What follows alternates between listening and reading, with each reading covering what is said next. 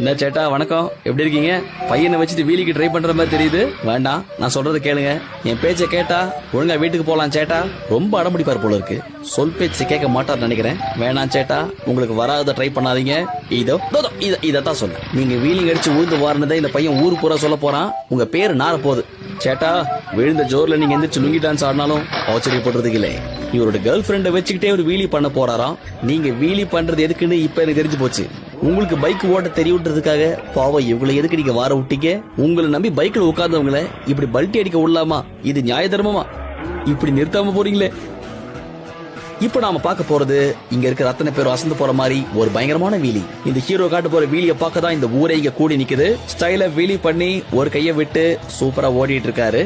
எல்லா வாட்டியும் வீலி ஒழுங்கா வரும்னு சொல்ல முடியாது. இவருக்கு பிரச்சனை ஏற்பட போறது சென்டர் ஆஃப் கிராவிட்டில. ஸ்டைலா பைக்கை ஓட்டி வீலிங் பண்ணி காட்டலாம், ஆனா ஷோ பாக்குறவங்க மூஞ்சிலே வீல கொண்டு வந்து காட்டக்கூடாது.